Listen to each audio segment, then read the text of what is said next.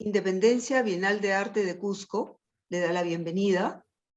Esta noche estamos conversando sobre el proyecto Pintando las Danzas del Perú, a cargo del artista peruano Ángel Loaiza. Ángel Loaiza, Lima, 1983, estudió pintura en la Pontificia Universidad Católica del Perú, egresó en el año 2008. En 2012 viajó a Florencia para estudiar con el maestro Michael John Angel. Años después se trasladó a Bruselas, ejerciendo como pintor y docente. Actualmente reside en Perú. Ha realizado muestras individuales y ha participado en diversas exposiciones colectivas en su país natal y en el extranjero. Su propuesta artística gira en torno a las manifestaciones culturales del Perú, interpretadas desde un estilo figurativo, integrando la iconografía ancestral y la cosmovisión andina. Bienvenido, Ángel.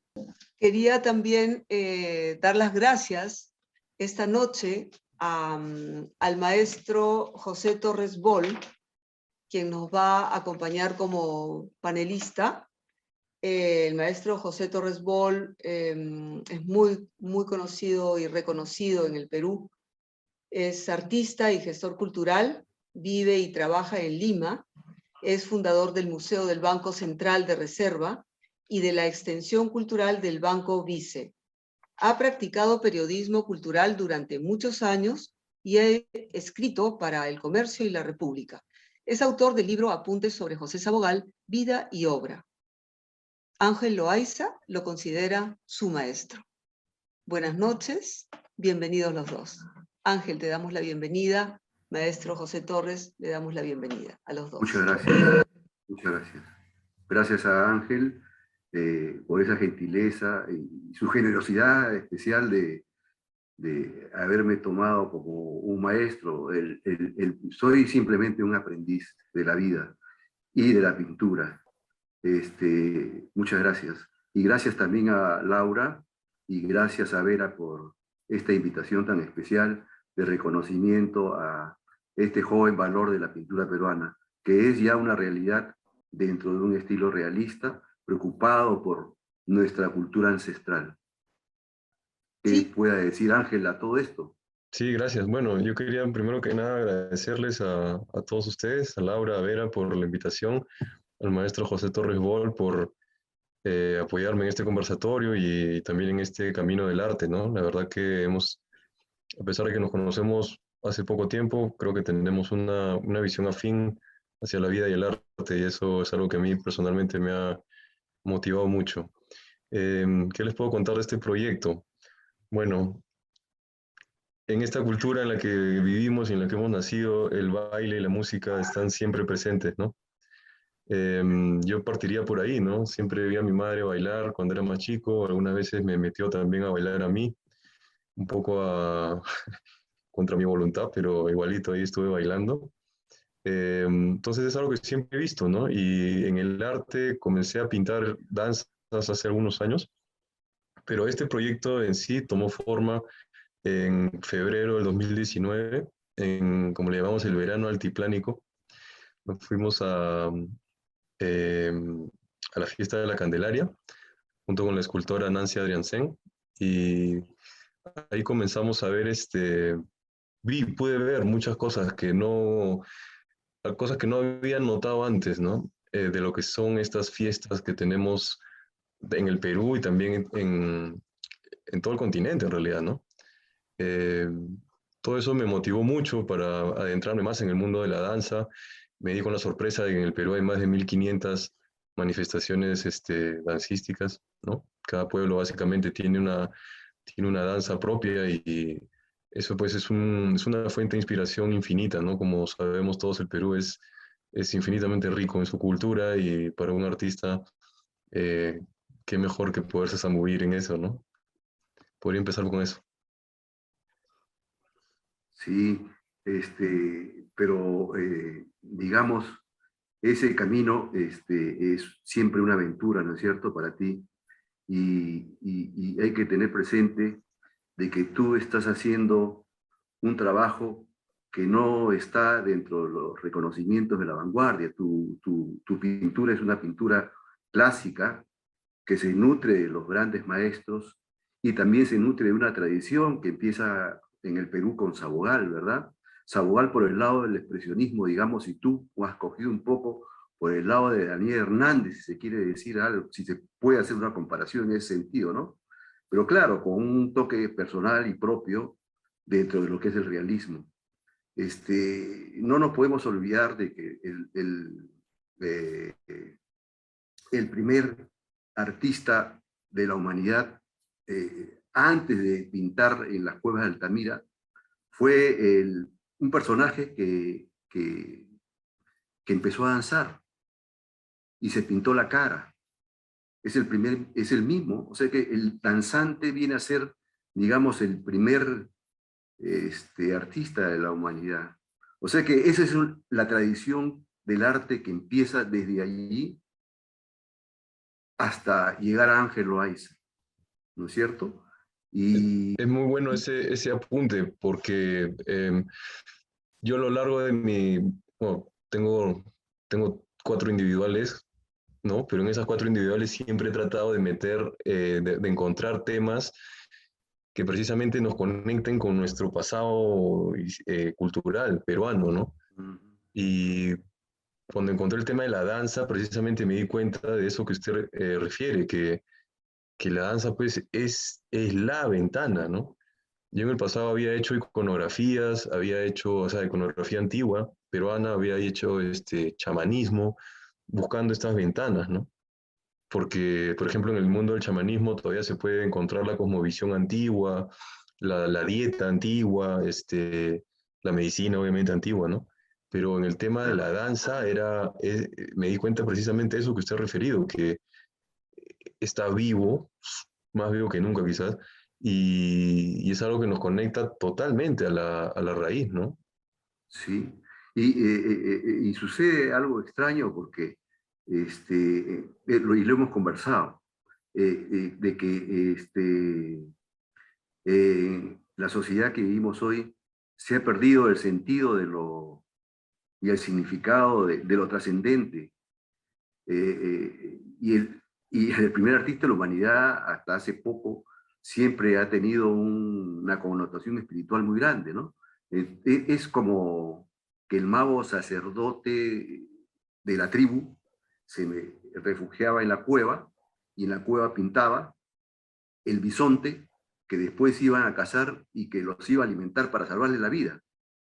Y eso es un concepto mágico religioso que de alguna manera no se ha perdido hasta ahora y que tú lo Sí, sigues manteniendo, y sigue porque, presente, ¿no? porque el arte, como todo en la sociedad moderna, se ha terminado licuando. Sigmund Bauman habla de la modernidad líquida, ¿no?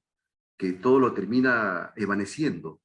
Y el arte también. El arte es una palabra ya completamente gastada porque tenemos muchos artistas en la televisión que son artistas y cualquiera puede ser artista y cualquier cosa es arte. Pero, sin embargo, esas personas no están buscando el significado de la trascendencia, ni están buscando el significado de lo tradicional, ni están preocupados de hacer una artesanía, ni de pensar de que el dibujo es, digamos, el esqueleto que soporta toda la pintura, ¿no es Cierto, cierto? maestro. Y eso que usted está Y hablando de la trascendencia, disculpe que lo interrumpa, pero eso que usted está hablando de la trascendencia es precisamente lo que observé en esta fiesta de la Candelaria, ¿no? Que bueno, que es la más grande, digamos, del Perú, pero que representa todas las pequeñitas que hay en todas partes, ¿no? Que sí, o sea, el peruano, digamos, cuando baila la danza de su tierra, eh, se vuelve un poco ese bailarín enmascarado del que usted habla, ¿no? De las cavernas. sí, sí, sí, sí, claro, Se claro, ve, o sea, claro. o sea, para alguien que si uno ve nuestra cultura con ojos nuevos, ¿no? Como si fuese la primera vez que la ve, uno logra captar ese tipo de cosas y te das cuenta de que para la gente estos bailes son totalmente trascendentales y no bailan solamente la música y es un vacilón divertido, sino que están bailando su vida, ¿no? Su último año, sus penas, sus alegrías, todo eso está metido ahí, así ¿no? es, sí. Y eso es un poco algo que obviamente a mí me marcó mucho y algo que trato de poner, o sea, pictóricamente, o sea, usted también es pintor, usted también es artista, me va a entender, pictóricamente es un gran reto, ¿no? Es Porque un reto, es un reto. todos conocemos la historia del Perú y digamos, nuestros problemas, nuestros aciertos y desaciertos, y esa dicotomía, ¿no? Del bailarín que no solo se mueve y tiene color, sino que también tiene un lenguaje corporal y tiene también una expresión, ¿no? Con la que transmite no sé, una belleza y un sufrimiento al mismo tiempo, ¿no? Todo eso, por eso Sí, ahora que usted hablaba de la trascendencia y de, quizás no lo vemos tanto en el arte, en el día de hoy, ¿no? Pero sí lo vemos en estas expresiones, o sea, la gente como que todavía lo conserva, ¿no? así es, así es. Pero en la danza está esa connotación, digamos, mágico-religiosa, hay un proceso sincrético, eh, eh, hay un lado religioso, pero también hay un lado digamos, del movimiento, ¿no? Es el movimiento que, digamos, la fotografía, y eso lo noté cuando hice una serie de Humareda. Humareda fue una gran persona, un gran pintor, ha marcado todo un hito para la pintura peruana, discípulo de Julia Codecido, y yo hice una exposición dedicada en homenaje a él. Ujú. Pero como él ya estaba muerto, yo recogí unas fotografías. Y hay una fotografía de Humareda donde él está bailando un tango. Y en ese baile, la fotografía congela la imagen, como siempre, ¿no? La imagen está con perdón, la fotografía congela el movimiento. Y lo que yo he tratado de hacer es generar el movimiento, pero no como la pintura italiana del futurismo, sino de otra manera, ¿no? De otra manera. Yo no sé si lo he logrado o no, pero algunas personas me han dicho que hay una sensación de movimiento dentro de esa pintura. Entonces, ese es el lado que yo quería resaltar de tu pintura, que también hay de alguna manera una forma no, digamos, fotográfica, sino una forma pictórica de haber trabajado el movimiento, que es muy Sí. importante, porque son muy pocas personas que logran trabajar el movimiento en la pintura, además de darle la connotación que tú has mencionado anteriormente, ¿no es cierto? No sé si esté en lo No, correcto. claro. Además de eso, que las fiestas peruanas folclóricas del Ande son muy pictóricas. Hay mucho color, hay mucho color. Y el color, sabemos los que hemos trabajado un poco en la pintura, de que en el gris realmente se encuentra el color, ¿no es cierto? El color vibrante está trabajado alrededor de los grises. Y Tiene esos que tener, grises tuyos son formidables. tiene que tener algo que le haga hacer contraste, ¿no? Si no, no vibra. Así es. Eso que usted ha mencionado del color, Laura mencionó un poco que yo estuve por Europa y que, bueno, obviamente mis influencias, digamos, en pintura son los grandes maestros antiguos europeos, pero siempre creí que, bueno, yo soy un pintor peruano, ¿no? Y no sé de qué me serviría a mí pasármela pintando bodegones tenebristas o esos retratos oscuros, ¿no? Cuando en nuestra cultura tenemos tantos colores, ¿no? Y en nuestro país tenemos tantos colores. Esa vez, dije mal la fecha, fue verano del 2020, febrero del 2020, que estuvimos ahí en Puno. Esos colores que se ven en los ponchos, ¿no? Que son casi fosforescentes, ¿no? Celeste con blanco, Sí, con azul, con sensacionales. morado. Sí, Todos esos colores, maestro, uno los ve en la naturaleza, o sea, están ahí, ¿no? Entonces, yo siempre he tenido un poco la pregunta de cómo ser un pintor sudamericano, ¿no? Cómo ser un pintor de acá, cuáles son nuestros colores, cómo podemos transformar esa pintura en algo nuestro, ¿no? Me hace pensar un poco en los coloristas, qué sé yo, Tamayo, mismo Guayasamín, o quizás el mismo Cirlo, ¿no? Que tenía colores tan intensos. Cómo lograr hacer una pintura figurativa con nuestra herencia, ¿no? Con nuestra impronta. Claro, claro, claro. Lo que yo veo, pues, es de que tú eres un pintor que no busca el éxito, ni está buscando el dinero, ni la fama. Tú eres un pintor que está buscando el color, está buscando el desarrollo de la forma, y está buscando el lado del concepto, ¿no es cierto? Y el concepto es el Perú, ¿no es cierto? El Perú Cierto. profundo. Y se siente, pues, en la pintura, en tu pintura se siente eso, evidentemente. Hay una sinceridad de pintor que, que es admirable a tu edad, ¿no? Tienes una trayectoria por delante, pero que va a ser dura, ¿no? Es duro ser un pintor peruano, ¿no? Un pintor sudaca que no es reconocido porque realmente si uno va a los museos en Europa, uno ve que el arte peruano no está en los museos. El arte peruano está perdón, no está en las secciones de arte, sino el arte peruano no está en las secciones de arte, sino está En las sesiones de historia. en las secciones etnográficas, ¿no? La Y historia, sabemos claro. que los mejores, hay unos grandes cuadros de Klee, por ejemplo, que son pues tomados exactamente iguales Totalmente, de la cultura Paracas, ¿no? Por ejemplo, ¿no? totalmente Entonces cierto. hay mucho que ver y que recoger acá y que de sentirnos orgullosos, ¿no? Y eso, Pero eso es un poco algo que yo vengo, bueno, o sea, yo veo que hay muchísimos artistas y creadores que están en esa línea, ¿no? De sí, rescatar, sí, sí, de claro, conocer, claro, claro, claro. ¿cómo se dice? Ensalzar, o sea, que el peruano conozca lo suyo, porque quizás todos lo hemos visto en algún momento, ¿no? Que como que el peruano ve más hacia afuera, está queriendo siempre parecerse a algo en vez de conocer lo propio, que, que es importante. O sea, a ver, hace poco el Mali sacó una publicación, un pequeño post en Instagram, ¿ya? Que decía, el Perú es una de 6 cunas de civilización en el mundo, una de Sí, 6 en la historia de este planeta. Y entonces, ¿cómo puede ser que uno, eso no lo sepamos todos, ¿no? Porque eso debería ser algo que todo peruano debería saberlo.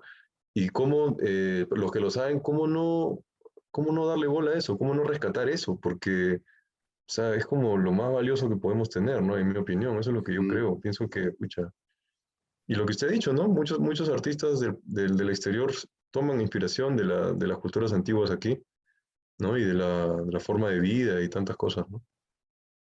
Claro, de las culturas antiguas en general, ¿no? Picasso toma la cultura africana, etcétera, ¿no? Africana, sí. Hay muchos ejemplos, pero ahora esto de acá, digamos, se ha convertido, el fenómeno cultural en sí, ¿no? Perdón, el fenómeno artístico en sí, se ha convertido en una especie de burocracia, ¿no? Una burocracia donde intervienen muchos actores, ¿no? Están, bueno, los gestores culturales, están los galeristas, están los curadores, están los historiadores de arte, están las ferias de arte y están las modas. Entonces muchos pintores sucumben y se entregan pues a la galería. Yo me acuerdo una anécdota de Pérez Celis, que fue el pintor en su momento argentino, ¿no? Pérez Celis me dice, oye, yo estoy, porque Pérez Celis estudió en la Escuela de Bellas Artes. En un momento acá vino al Perú antes de ser famoso, creo que tuvo una pequeña formación en Bellas Artes.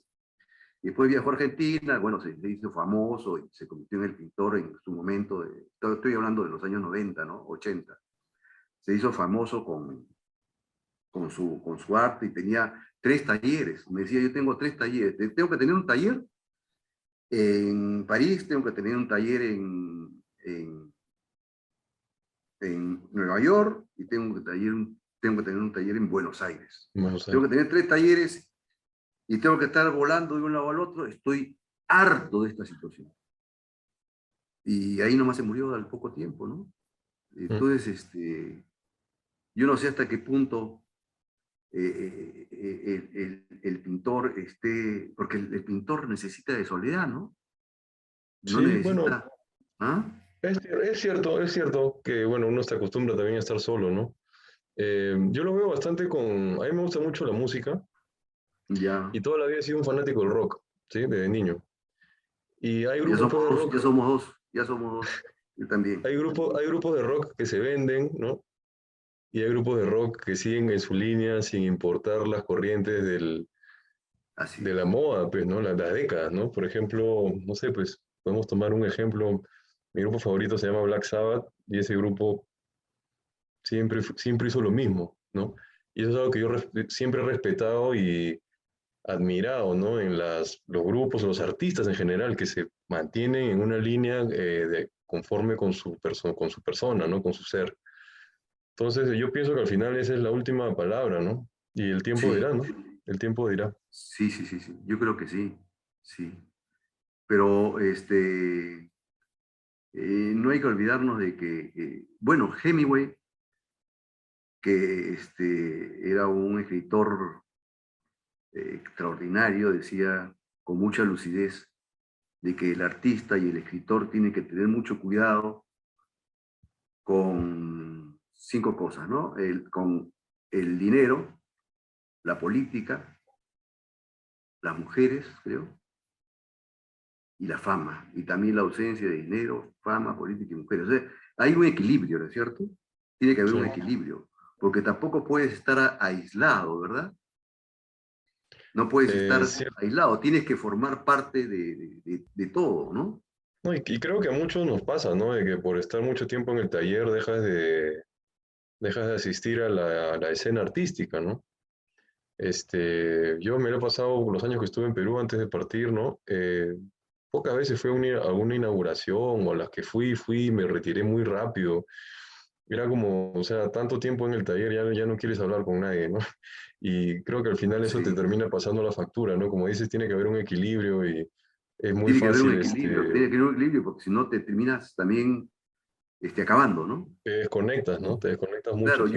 yo recuerdo que Varela, por ejemplo, no paraba las 8 horas en el taller, ni aislado, ni nada, sino simplemente estaba él, digamos, pintando un cuadro, salía y se iba a tomar una manzanilla por acá, se iba a almorzar acá, se reunía con un pintor, se iba los domingos al ballet, se iba a escuchar música clásica, y estaba en eso, ¿no? Se retroalimentaba, digamos, para después regresar al taller y pintar, ¿no es cierto? Es muy necesario eso, encuentro, bueno, yo me estoy dando cuenta últimamente, ¿no? Pero es muy necesario porque además de que te inspira, te retroalimenta, al mismo tiempo también te conecta, pues, ¿no? Porque no te sirve de nada estar metido en una cueva ahí pintando si nadie te va a conocer, si no vas a poder dialogar con Claro, nadie, ¿no? Entonces, así es, así es, así es. la verdad que, pucha,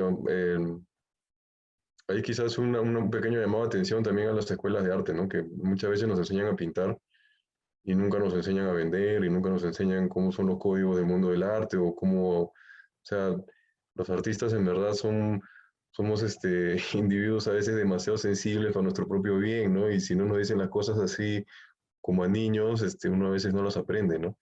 Yo recuerdo cuando terminé la escuela y ya salí al mundo y, pucha, yo tuve pues, que aprender a vender mis obras, aprender a negociar un precio, cosas que por estar siempre tan ensimismado, digamos, en dibujar y en pintar, cosas que a uno ni se le pasan por la cabeza y en la escuela no tampoco te enseñan. Entonces, todas esas cosas, ¿no? Son enseñanzas de vida que se deberían dar en las escuelas, ¿no? Debería haber un curso o algo ahí. Claro, pero el curso más importante es el curso de arte, pero el curso de arte que te enseñen a prepararte para ver un cuadro, para escuchar una buena música, ¿no es cierto? Y ¿Cierto? para sensibilizarte, para desarrollarte la sensibilidad, digamos, ¿no? Y para tener un Mm, respeto hacia el arte. mm, Pero yo recuerdo que, bueno, pasé una temporada enseñando en Bellas Artes y me llaman para un taller de verano, y en ese taller de verano estaban todos los profesores de un buen grupo de profesores, era un auditorio lleno de profesores que seguían un curso de arte. Yo me di con la sorpresa que absolutamente todos, los profesores de todos los colegios de Lima, ninguno de ellos había elegido enseñar arte. O sea que era el punto que lo habían agarrado para que vaya a enseñar arte y que no le gustaba, no le interesaba para nada. Entonces, ¿cómo una persona sin ningún interés puede enseñar una materia tan delicada para alimentar el espíritu? Es una contradicción, es una Para mí es contradicción. bien, Sí. eso, para mí es bien contradictorio porque al peruano le gusta el arte. El peruano es sensible al arte, pero al mismo tiempo las autoridades, el sistema no le da bola a la cultura, ¿no? Entonces, Así se es. ve muchas veces, ¿no? Artistas que mueren y, y ya, y no son reconocidos, ¿no? Y ya pues, están ahí enfermos y salen en televisión pidiendo ayuda, o sea, es una contradicción porque al pueblo le gusta el arte, al peruano le encanta el arte, es sensible al arte, no solamente la pintura, sino la escultura o la música, el baile, todo le gusta. Pero yo pienso que hay una como separación entre la gente y los líderes, ¿no? O autoridades, ¿no? Como que no, Así es. Así es. ¿no? Sí, sí, sí, estoy de acuerdo, estoy plenamente de acuerdo contigo. Otro ejemplo, por ejemplo, que yo pude apreciar es yo hice una exposición en la Alianza Francesa, estoy contándote una experiencia mía, ¿no? Hice una exposición en la Alianza Francesa que se llamó Habeas Corpus. Y en esa exposición había puse yo, recién había salido esto, la virtualidad de una cámara, y puse una camarita donde salía yo desde mi taller. No sé si te conté. ¿Hemos conversado eso o no? Creo que sí, que usted estaba en una llamada de Skype, ¿cierto? Ah, Skype, sí, De ya te conté taller, entonces, sí. y la Sí, gente sí, como sí. interactuaba. Ah, pero cuéntela, a mí me encantó esa historia. Bueno, sí, era un monitor donde pasaba una comunicación Skype y parecía yo como si fuera un cuadro. Pero entonces yo estaba observando a los espectadores, ¿no es cierto? Y se acercaban y me veían a mí y saludaban a las personas y se sorprendían cuando los saludaban. Y como esto era en la Alianza Francesa, había muchos extranjeros, ¿no? Mm, Que estaban ahí, que visitaban la exposición. Y una pequeña sorpresa y automáticamente empezaban a interactuar conmigo. claro. Y de igual manera los niños, pero los adultos estaban llenos de prejuicios. Cuando yo los saludaba y les hablaba, se sorprendían y se retiraban. Entonces, a lo que voy yo es que en todo esto hay pues una malformación de las cosas, con una serie de prejuicios hacia el arte, porque, no sé, desconfianza o qué será, no lo logro entender. Pero sí, de todas maneras, es difícil ser artista en el Perú y tienes un camino largo por recorrer, pero que de alguna manera no, siempre un artista encuentra a personas que creen en él. Es cierto Siempre eso. hay personas que van a estar apoyando al artista. Y la primera persona que apoyó al artista y que te apoyó a ti es tu madre, que te tuvo en el vientre Cierto. 9 meses. Si no hubieras nacido, No, no hubieras ese en podido mi caso nacer. es muy cierto, porque ella era la que me compraba los materiales. ¿Ves? Claro, es así. Entonces, después será tu mamá, después vendrá otro. En este momento tenemos el patrocinio del Patronato Cultural del Cusco, ¿no? Poco, A la ¿cierto? doctora Vera y a Laura Bracamonte, ¿no? Exacto. Entonces, siempre hay personas que están apoyando la cultura, que son especialmente sensibles, y a ellas debemos dedicarle cada uno de nuestros cuadros, cada una La de fe, nuestras ¿no? obras, ¿no? Como dicen ¿Te ahora, ¿no? parece? La fe es lo más lindo de esta vida. Hay Sí, que la fe tener es lo más fe. lindo. Pero Creo que volviendo al tema de las danzas, ¿tú ¿Cuál es la danza que más te cautivó, te sorprendió? Pucha, No esa es sé. una buena pregunta, maestro. Sí. Hay una danza que se llama, no sé si los o el o la, es Ayarachi, que de hecho pinté un cuadro de eso, que es una danza fúnebre, inca. Y bueno, yo no sabía esto cuando la vi, ¿no? Pero es una danza que creo que todos hemos visto alguna vez. O sea, las mujeres van vestidas con sus polleras, digamos, obviamente súper elegantes, con muchos bordados y algunas cosas que cuelgan así. Y los hombres tienen un tocado de plumas, van con su siku y con un bombo, todos en sandalias. La música es muy solemne y la danza es muy suave, como que se mecen nomás y van caminando. Esa danza, yo no sabía nada de que era una danza funeral inca o... Es una danza, si no estoy mal, es de Puno, pero también se baila en Cusco y en otros departamentos. Francamente, cuando la vi me movió todo, ¿no? Fue así, es más, si nunca han ido a la Candelaria, vayan, es increíble, es increíble. Esa Yo me no he marcó ido mucho. nunca, no, yo no lo he visitado. Pero yo me acuerdo de que las polleras tenían antes medallas perdón, monedas de plata, las macuquinas famosas, ¿no? Yo Sí. no sé si seguirán teniendo monedas de plata, ya no creo, ¿no? No sé, Ya yo deben le tener puedo otra contar cosa. una también, también el año pasado estuvimos en el Cusco, estuve en la casa de un amigo, no voy a decir Ya, su nombre para no quemarlo, pero básicamente él tenía una máscara de diablada puneña, pero antigua, hecha de lata, de metal, y estaba pues toda hecha a mano, pintada a mano, está tan vieja que ya los colores se habían desvanecido, era casi blanca, pero se veían los celestes, se veían los rosados, ya. y me la pude poner, ¿no? Y esos deben haber sido pigmentos naturales, seguro, ¿no? No sé, la No, verdad. no, Yo pienso que, bueno, según él, según mi pata, eran como 80 o 100 años que tenía esta máscara, ¿ya? ah, Era muy ya, distinta a las que se ven hoy, pero obviamente el mismo concepto. De hecho, uno de los cuadros que he presentado ahora en el Centro Cultural de la UNSA, es una interpretación mía basándome en lo que aprendí de dibujar y de ponerme esa máscara. La sensación, o sea, yo para ponerme esa máscara tenía que poner una cara así como de para ajustarla a mi cara, ¿no? Para que no baile la ya. máscara.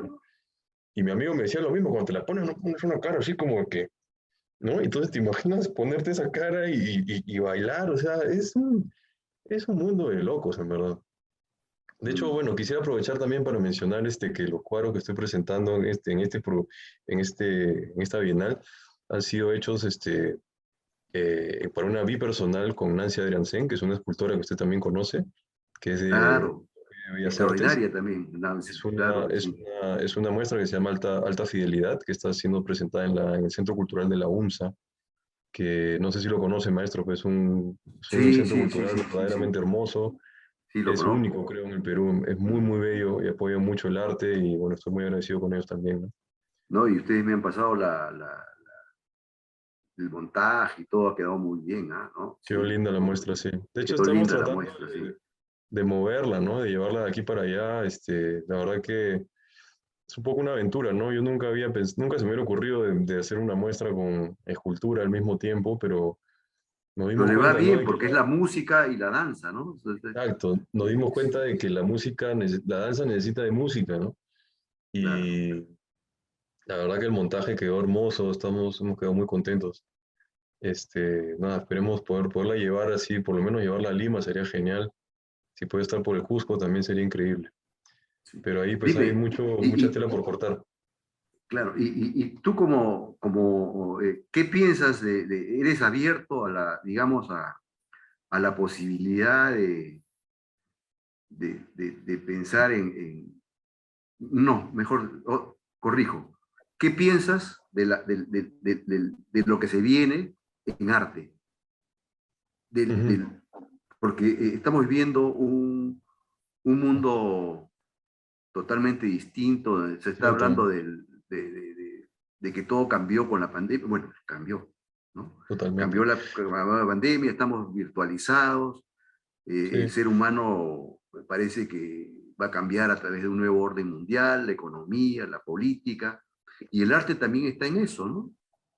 Sí, bueno, ¿Cómo te imaginas tú buena pregunta. de acá a 20 años? Es Porque una muy todo buena esto pregunta. es un proceso acelerado donde hablan de la abolición de la muerte, donde la vejez, bueno, yo estoy viejito, pero la vejez dice que ya en el futuro va a ser una enfermedad, entonces nadie va a ser Cierto, viejo. ¿no? Cualquiera con plata va a poder vivir 150 años, creo, tranquilamente. Sí, Sí, bueno, es una gran pregunta, maestro. Yo le puedo decir que usted empezó hablando del arte primero, ¿no? Y yo creo que así como en la música, y siempre trato de hacer un paralelo con la música, porque es lo que me acompaña claro, siempre, ¿no? Em, yo puedo tener un género que no me guste mucho, pero dentro de ese género siempre hay varios, en realidad, varios grupos o intérpretes que son muy buenos, ¿no? Entonces, con esto de la virtualidad, ¿no? Y el arte, ¿no? Que empieza, o sea, yo ya como pintor figurativo, digamos, para algunas personas quizás sería hasta un artesano, ¿no? Pero hay muchas otras maneras de hacer arte, ¿no? Y pienso que si las intenciones son buenas y si la gente es disciplinada y mientras enaltezca el espíritu, creo que el arte siempre puede dar, ¿no? Sea lo que sea, ¿no? El medio que sea. Respecto a lo otro que usted ha dicho, eh, a veces es muy desolador, ¿no? El panorama, a veces uno ve que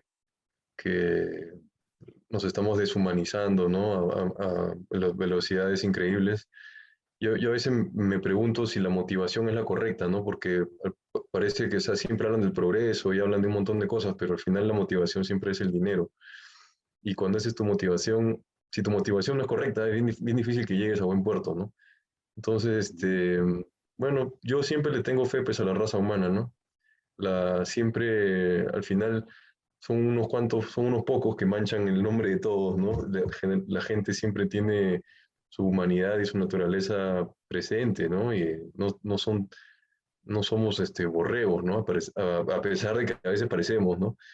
Pero yo pienso que así, con eso que usted ha dicho, creo que al final debería salir bien la cosa, ¿no? Porque, no sé, siempre el bien debería siempre prevalecer, ¿no? Más allá del mal. Y si la motivación detrás de todos estos cambios es solamente acumular poder y dinero, no debería prevalecer, ¿no? claro, claro, claro. Yo estoy de acuerdo contigo. Esa es mi Pero, idea. ¿ah? Esa es la Podríamos idea, creo. invitar, podríamos invitar a ver Sí, qué opinión tiene al respecto, ¿no? Como ella es historiadora exacto, exacto, exacto. Y además de otro país, y ¿no? conoce, ¿Qué ve? y es de otro país, ¿qué ve? Sí, sí. Bueno, entiendo Hay que unas profecías ahí de Daniel Stulin, que es un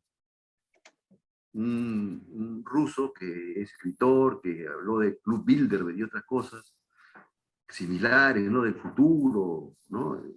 Y he visto algunas cosas de él, ¿no? Y que son sorprendentes realmente, ¿no? Pero no habla de arte, ¿no? Por supuesto, pero quisiera saber todo esto que se viene desde el punto de vista de una historiadora rusa, ¿cómo se ve? bueno, ¿Mm? muchas gracias por involucrarme en esta conversación.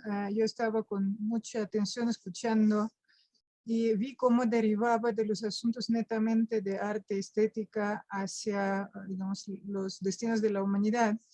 Y entiendo que sí, me tocó, creo que justo tomar la palabra en el momento más apocalíptico de la conversación.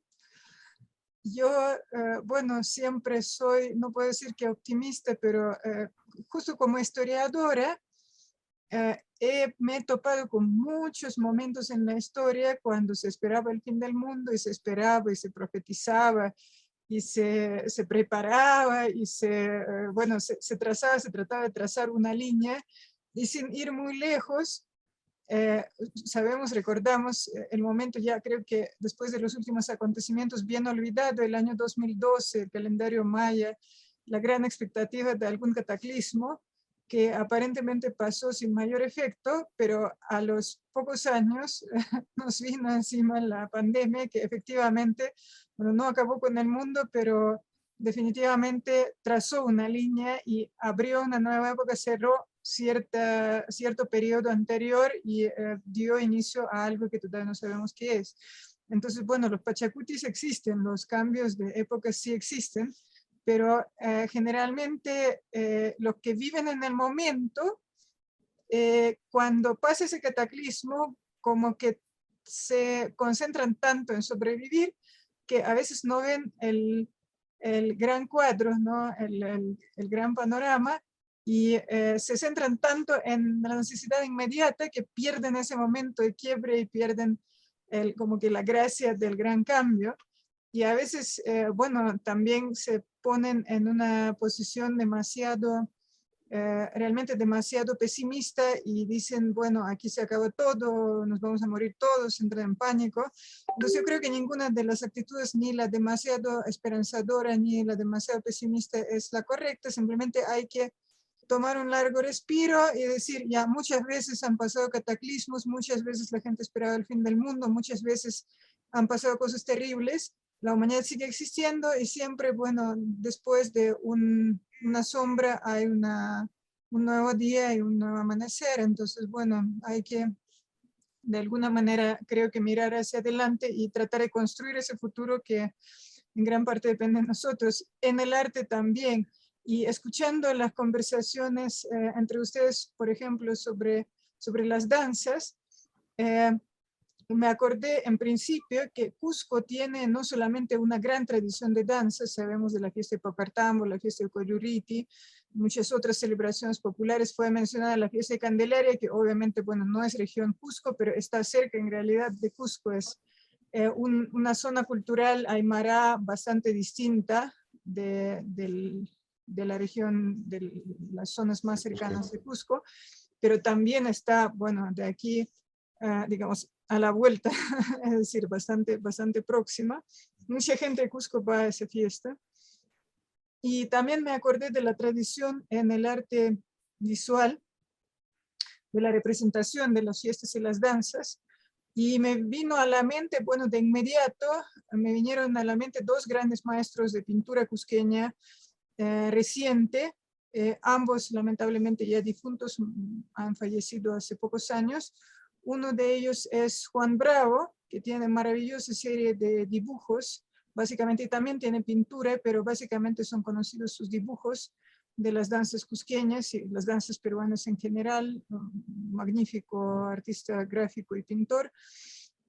Y otro artista distinguido que también prestó mucha atención a este tema, neoindigenista, con gran afición por las costumbres, Juan de la Cruz Machicado, a quien rendimos homenaje al inicio de la Bienal, fue uno de los primeros proyectos presentados, y el proyecto está en nuestra página web con el video y con muchas fotografías de sus trabajos. Y justo cuando Ángel hablaba de la danza Ayarachi, él tiene maravillosas versiones de los danzarines de Ayarachi, de diferentes localidades, además con diferentes atuendos. Y como portada del proyecto sale uno de los cuadros, magnífico cuadro de un bailarín de la danza Ayarachi. Entonces, de inmediato me acordé de esta tradición. Y por otro lado, bueno, la fiesta es el arte total, es algo que deriva no de un entretenimiento y recreación, no de pan espectáculos, ¿no? Sino de una tradición ritual, básicamente algo muy significativo culturalmente, de mucho peso simbólico. Y además es arte total que apareció en todas las culturas del mundo mucho tiempo antes de que, bueno, Wagner trató de implementar ese concepto en la ópera, ¿no? Como una fusión de muchas artes. Entonces, ahí existe la música, la parte del arte escénico, la parte del diseño de los atuendos y arte gráfico que está involucrado, por ejemplo, en los bordados, porque todos los bordados se basan en dibujos y en, bueno, en la parte gráfica. Y se puede así ver muchos diferentes ingredientes que hacen de una fiesta todo un mundo de diferentes métodos, de arte, diferentes formas expresivas del arte. y es como un entorno, y además, bueno, en la ópera, sí, bueno, seguimos pensando en esos conceptos ya más occidentales, aquí está el público, ¿no? En los palcos de la platea, y allá están los actores, ¿no? Es decir, hay una línea muy clara, ¿no? La parte iluminada con la acción y la parte de los espectadores. En una fiesta no existe esa división, es un acontecimiento al 100% participativo, es decir, no hay espectadores y festejantes, ¿no? Es decir, sí hay bailarines y hay otros participantes, pero no hay esta división, esta línea, esta, digamos, raya tan bien trazada. Es todo muy, como muy vivo y muy interactivo. Esta es otra pequeña observación. Y bueno, finalmente también haciendo referencia al lado del arte, digamos, realista y, digamos, figurativo, ambas cosas que no son tan reconocidas y tan fáciles de manejar en el panorama artístico hoy. Se me ocurre una conversación que hemos tenido sobre otro proyecto de la Bienal, un proyecto que al parecer no tiene mucho en común con el proyecto de Ángel, pero sí en realidad tiene una conexión. Es el proyecto que se llama Planet B o Planeta B de Alessandro Tajana, un paisajista italiano que fue invitado a la Bienal por el Centro Cultural Peruano, Centro Cultural Italiano de Cusco, y es un artista que pinta paisajes, es un pintor también de vieja escuela, con mucha maestría, mucha destreza en pintura tradicional, y que se rehúsa a desprenderse de este tipo de arte y lo hace conscientemente, es decir, puede soportar toda la presión que existe del mercado, del mundo de los curadores, de los críticos, de las escrituras alrededor del arte, pero no deja su línea y camina por su propio camino sin desviarse, porque está convencido de que esta es su ruta. Y defiende además el plenerismo, es decir, salir con el caballete al paisaje y pintar dentro del paisaje como se hacía hace 100 años. Y bueno, cuando conversamos sobre este proyecto, el planteamiento era, hace, digamos, 50 años, este era el mainstream, la vía, la ruta abierta y la más, digamos, común por la que iban todos. Y había vanguardias que eran esos locos que empezaban a hacer arte experimental. Pero ahora la situación se ha invertido y sucede que las instalaciones, el videoarte, el arte tecnológico, ¿no? Las nuevas corrientes, ese es el mainstream ahora, y todos le aplauden y está en el centro de la atención de todos, y sobre eso se escribe y eso está en las bienales. Y es parte de, digamos, de la tradición occidental, sí, académica, pero tradicional dentro de ese mundo occidental, se ha convertido en una especie de resistencia artística. Eso es ahora la oposición, ¿no? Y a veces merece ser mencionada y subrayada y mostrada, porque ahora sí cuesta un esfuerzo adicional atenerse a ese camino, no desviarse de él bajo la presión de la moda o bajo la presión de la exigencia del mercado, mantener esta línea conscientemente, de manera reflexiva, sin caer en, bueno, seguir por el camino fácil. Entonces, lo que retienen la tradición académica en este mundo del arte contemporáneo tan experimental y tan vanguardista, es como una corriente en sí que es muy interesante por esa capacidad de resistencia, y también es muy interesante ver las razones que ponen los artistas para seguir en esa ruta. Porque cada uno generalmente, dado que cuesta, eso cuesta, ahora no es tan fácil, casi todos les preguntan si tienen un porqué. ¿Ya? ¿Por qué yo me quedo en la pintura, digamos, de línea académica tradicional, y no voy a hacer instalaciones, ensamblajes, objetos y, bueno, intervenir espacios? ¿Por qué me atrae más esta parte del arte que parece que ya se está yendo, ¿no? En realidad no, pero parece que está a punto de desaparecer? Y yo creo igual que derivar la conversación justo en esa dirección, Ángel, yo quería Ya. preguntarte cuál es tu gran porqué, ¿ya? De permanecer Ya. en esa zona del arte que no está tan favorecida ahora. Vale, qué linda pregunta. Gracias por tu intervención, Vera. Pucha, para mí algo hecho con las manos tiene una magia, ¿sí? Y la creatividad es algo que viene de otro lugar, en verdad. Es un lugar oscuro de la mente o del espíritu que no sabes exactamente de dónde viene. Para mí a veces yo necesito sentir esa conexión como directa, ¿no? Entre, digamos, qué sé yo, esa vena, esa corriente que hay y lo que puedo pintar, ¿no? Em, digamos, a veces que he tratado de hacer otro tipo de arte, porque tampoco es que me cierre, ¿ya? Yo sí, como le decía a José, yo puedo encontrar belleza y razón en diferentes estilos o diferentes corrientes, ¿no? Pero para mí personalmente es algo que he practicado desde niño, siempre he tratado de mantener esa pureza, sobre todo cuando era más chico, hace, qué sé yo, casi 20 años, cuando estaba decidiéndome a ser pintor, para mí era también una respuesta al sistema, ¿no? Que no necesariamente al sistema del arte, pero al sistema en el que vivimos, que un poco regresando a lo que hablábamos con José, ¿no? De que si su motivación es el dinero, entonces yo pienso que la vida es algo más que eso, ¿no? Y no tengo, en ese entonces, no tengo miedo de jugármela, ¿no? Por algo en lo que yo creo que está bien, ¿no? Y pienso que si la vida es una conciencia, va a estar de acuerdo conmigo. Eso es lo que yo pensaba, pienso hasta ahorita, obviamente. Eh, Así que mi idea va un poco por ahí. Otra cosa aparte también es cuál es el rol de un artista, ¿no? Porque si yo soy un artista y nunca me he hecho esa pregunta, ¿cuál es mi rol en la sociedad de la que provengo? Puedo hacer cualquier cosa, ¿no? Literal, podría hacer, no sé, cualquier cosa que se me ocurra. Pero yo al ser un artista peruano en este momento histórico, eh, yo creo que tengo una responsabilidad con la sociedad, ¿no? Es nuestro rol. El artista siempre tiene eso, cumple ese papel y lo ha cumplido siempre ha sido vanguardia del arte, ¿no? Entonces, cuando esa motivación del dinero comienza a infiltrarse en algo que en teoría es tan puro como la creación, ahí empiezan a salir Alessandro y otro tipo de personas que son miles en el mundo, ¿no? Yo conozco varios que simplemente queremos seguir haciendo arte porque creemos que la gente se da cuenta, ¿no? Y eso es algo que estoy segurísimo, la gente se da cuenta cuando es arte y cuando no, ¿no? Entonces, va un poquito por ahí mi respuesta, ¿no? Sí, yo comparto plenamente lo que dices, ¿eh? Te entiendo perfectamente. Eh, de algo- Quiero traducirte un poco, ¿no? De lo que tú acabas de decir.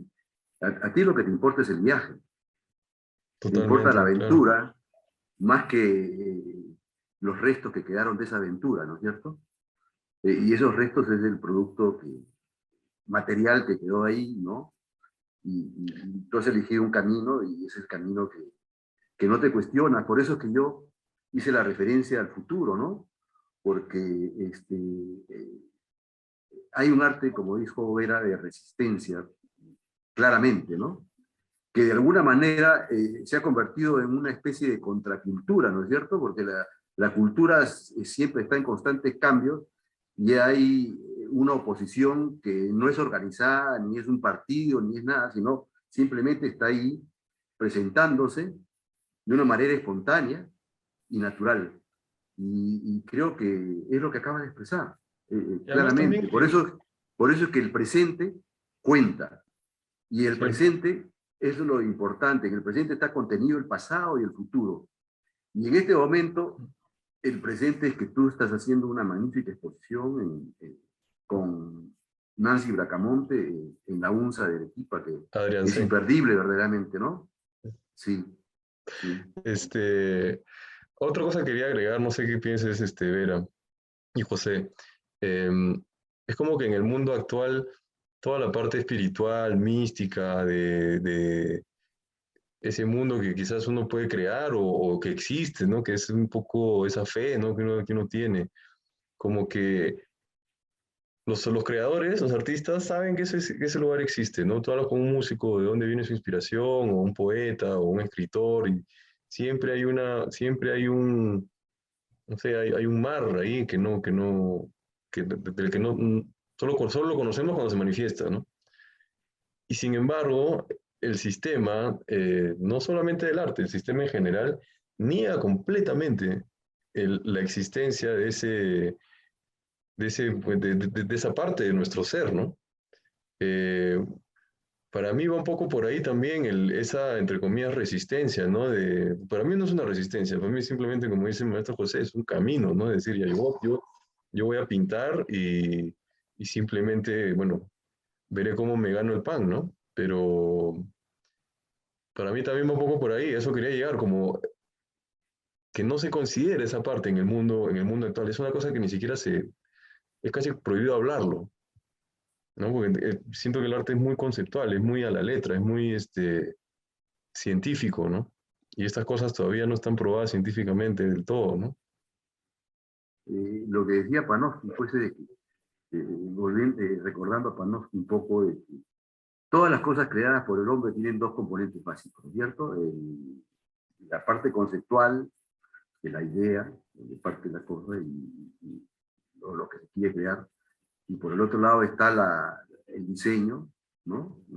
La parte artística.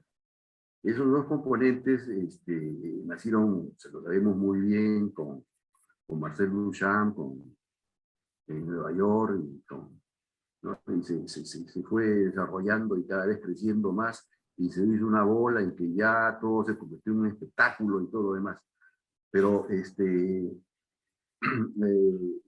la parte importante también es la otra, ¿no? Y creo que, digamos, en el caso tuyo, creo, y en el caso mío también, la parte conceptual es la parte que tú empiezas a trabajar de una manera mínima dentro del realismo, porque los mejores cuadros abstractos son realistas. Los mejores cuadros, y los mejores No, cuadros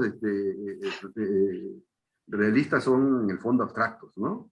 usted está hablando Porque de la ilusión del detalle, la ¿no? ilusión Cuando del ves un detalle, cuadro de claro, cerca y es pintura abstracta, te alejas claro, y claro, está vivo, ¿no? No sé, Velázquez, Rembrandt, ¿no? Que son, pucha, unos tigres, ¿no? Que son, claro, claro. a eso es lo que hay que aspirar.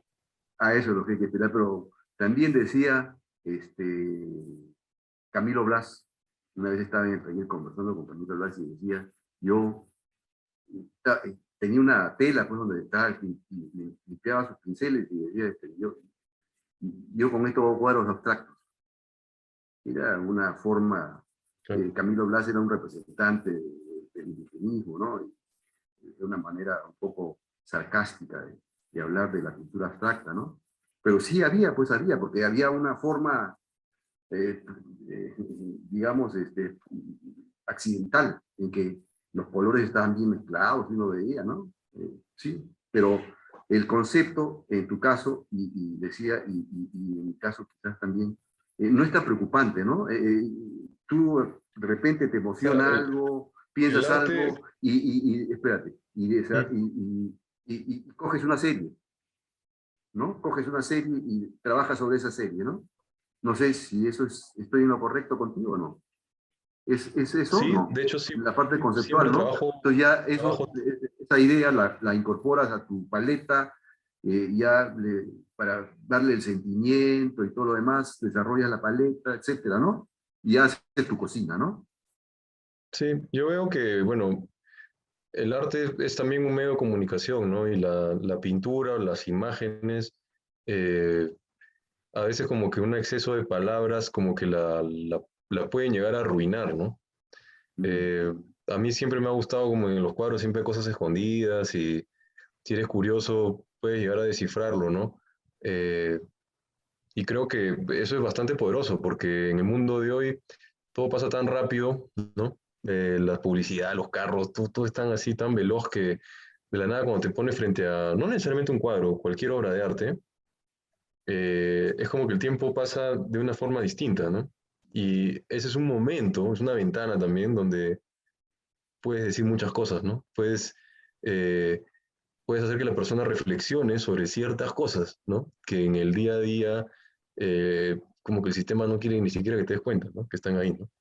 Entonces pienso que ahora que se habla del concepto, yo trato de que el concepto sea la obra en sí, ¿no? Que quizás no es algo que se practique mucho y siempre tengo que escribir, ¿no? Y tratar de ordenar mis ideas, ¿no?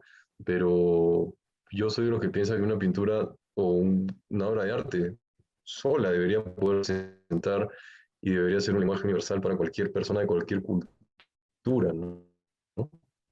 Un poquito por ahí la cosa conmigo al menos, ¿no? Pero igual, bueno, siempre hago mi, mi concepto, escribo y trato de ordenar mis ideas, ¿no? Porque hay que también tratar de comunicarlo y este, hacerse entender, ¿no? De una manera más sencilla. Yo quería un poco comentar sobre este tema del concepto, ¿no? Este misterioso concepto que está ahí escondido detrás de la puerta, acechándonos, ¿no? Hay esta, bueno, como en todas las épocas se acuñan clichés, ¿no? Entonces, existe el cliché de que existe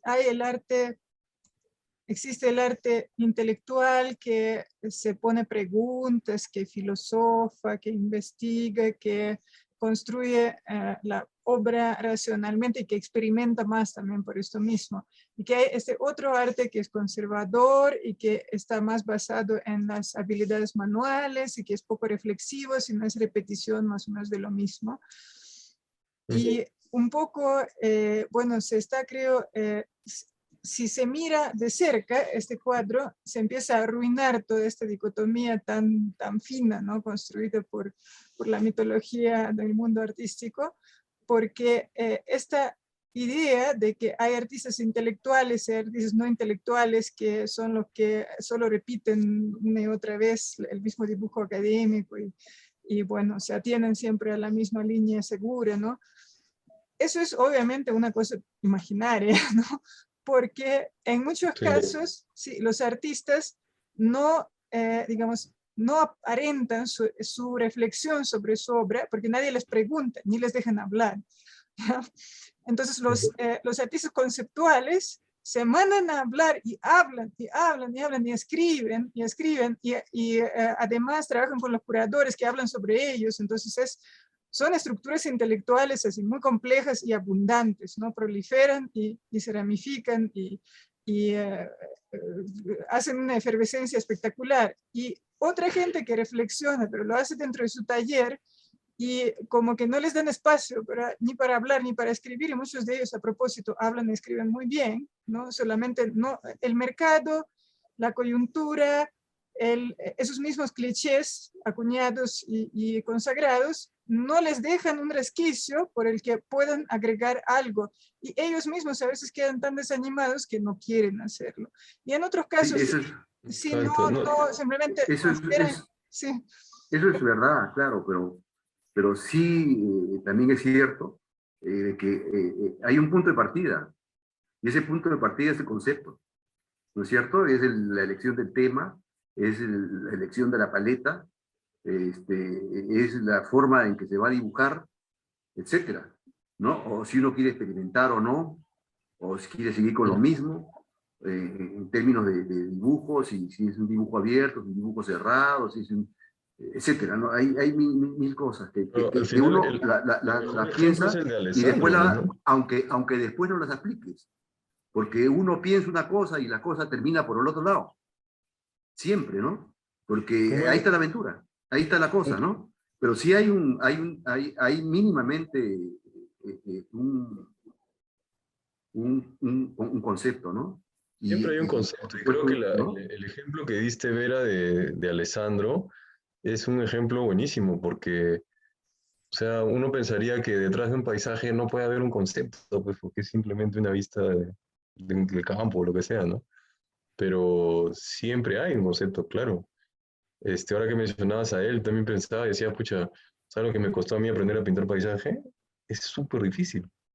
Es un arte aparte eso, Sí. ¿no? Así como tienes que aprender a pintar Cada género de pintura. gatos y cosas, el paisaje es otra cosa que tienes que tomarte un tiempo de locos para dominar, ¿no? Y claro que tiene, es más, o sea, todos, o sea, lo que dice Vera, pues no son, es como estamos ahorita políticamente, que ni entremos a ese tema, pero estamos todos separados, ¿no? De cada uno agarrado su bando, la prensa te polariza aún más. Es lo que decía Vera, que al final el conceptual no es técnico ni es habilidoso, y el habilidoso no es conceptual, y en verdad no es así, ¿no? No, En no, realidad no. ambos somos, Claro, claro. todos es igual, al final el concepto siempre hay habilidad técnica también, ¿no? Así es. En algún momento en las redes sociales de la Bienal alguien me hizo la pregunta de si tal arte tenía concepto o no tenía concepto, o si se necesitaba para participar en la Bienal algo conceptual, y yo le contesté: conceptual es un arte que se hace conscientemente y sobre el que, es decir, tener un concepto es tener ideas básicamente detrás de tu arte, y yo decía, ¿qué de malo tiene tener un concepto?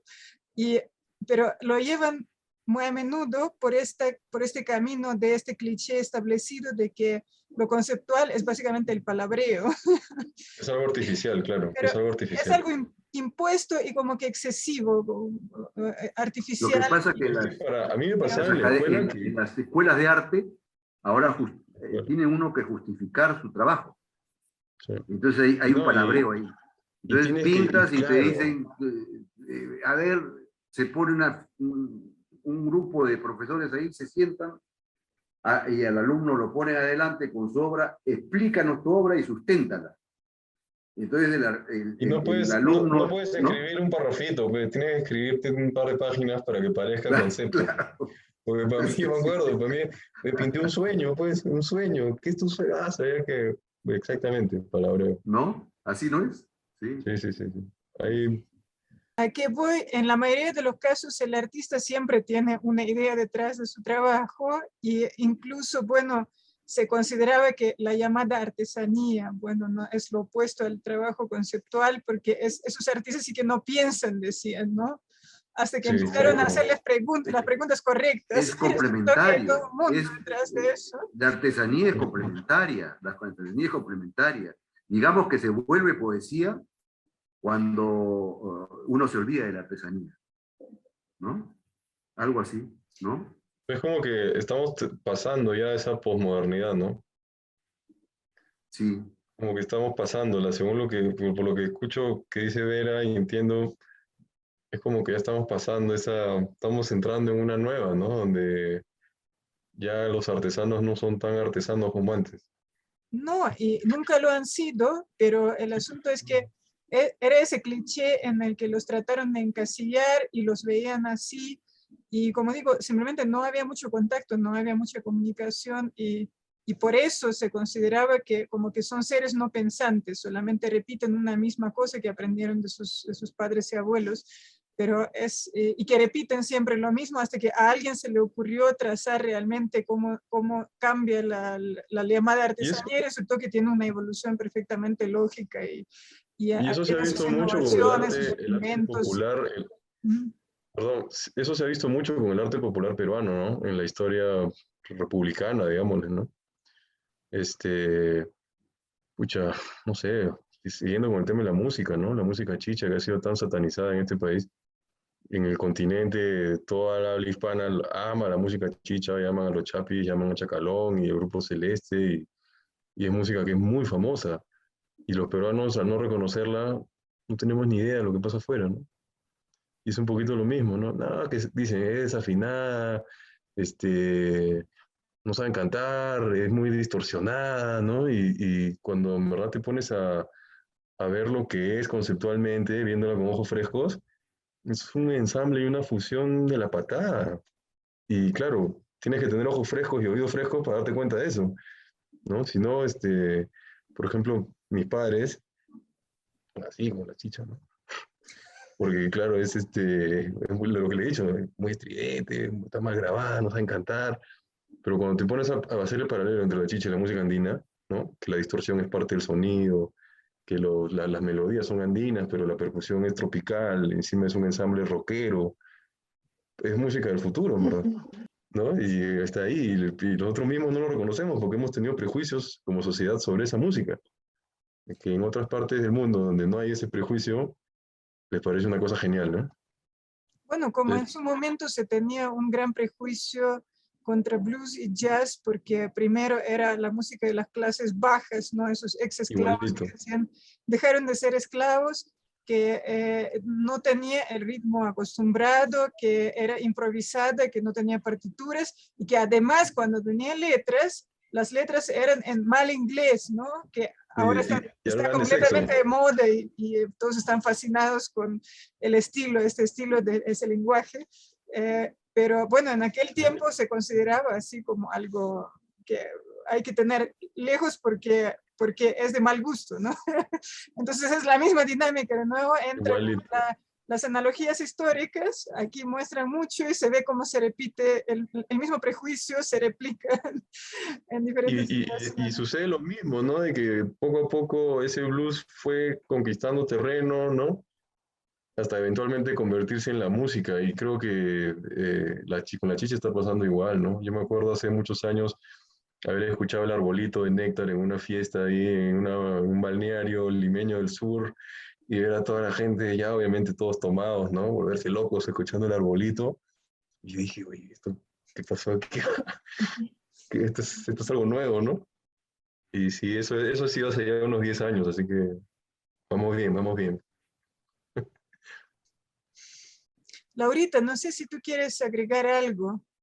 Mira, estoy más bien muy agradecida por estas palabras de todos ustedes, de haber tenido el gusto de contar con el maestro José Torres Boll, a quien tengo la suerte esta noche de reconocer, porque hacía mucho tiempo no tomaba contacto con sus palabras y con su filosofía y su conocimiento, de saber que Ángel Loaiza, bueno, tiene en él a un gran tutor, un gran amigo, un gran guía, ¿no? De admirar a Ángel por ser tan consecuente y tan responsable en haber asumido con tanta seriedad y profesionalismo el oficio de ser artista y el compromiso de ser un artista, ¿no? Y bajo las condiciones que él quiere manejar, ¿no? O sea, en realidad yo veo que es con toda libertad. Hacía tiempo no escuchaba a un artista joven como él hablar y expresarse con tanta libertad y moverse en el ámbito artístico y social como él quiere, ¿no? Como quiere, sin ningún tipo de atadura ni nada de que lo vaya a apresar con otras cosas. Por otro lado, he tenido la oportunidad de ver otros trabajos, en especial retratos de Ángel, bueno, en las fotografías que se presentan de él en el Google, y estoy realmente estoy fascinada con su trabajo, y ahora con este proyecto que nos ha dado realmente una lección de peruanidad, de contemporaneidad, de identificación con con nuestras tradiciones, ¿no? Con una parte tan importante, ¿no? Como es el arte de la danza, ¿no? Que él la sabe plasmar también con sus conocimientos técnicos, ¿no? Agradecer a ti, Vera, como nuestra coordinadora general en esta bienal que estamos presentando desde el mes de agosto y que ya está en su etapa final, que vamos a terminar este fin de año con algunos excedentes de tiempo porque, bueno, las cosas no se pueden interrumpir tan bruscamente como hemos estado conversando. Y bueno, muy contenta por haber estado juntos esta noche. De verdad, Tengo una Bien. sensación muy grata de haber compartido esta noche. Muchísimas gracias. Eso es lo que quiero decir. Gracias. Muchas gracias. Muchas gracias. Buenas noches. Buenas noches. Gracias, felices fiestas. Muchas gracias. felices Quiero fiestas. agradecer a todos los participantes, obviamente a Ángel por compartir con nosotros este proyecto.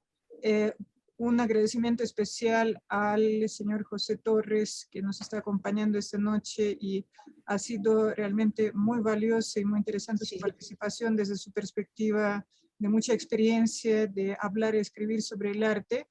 Y me alegra muchísimo, igual que a Laura, que Ángel encontró en él un maestro, tutor, profesor, guía, ¿no? Es muy importante tener Igualmente. esta figura de referencia, ¿no? Y sobre todo alguien que realmente tiene tanta experiencia y tanto bagaje profesional.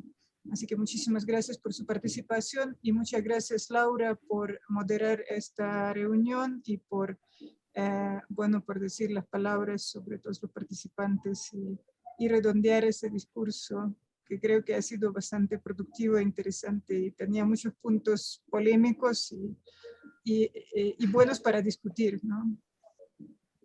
Sí. Muy lindo, muy lindo. Esperamos la presencialidad para poderte nuevamente tenerte en el Cusco, Ángel. Ciertamente. Y esperamos que el maestro José Torres también nos visite pronto. Gracias por su Muchas presencia, gracias. su asistencia, Sí, por los- compartir Muy esta agradecido, de noche. verdad. Mil gracias,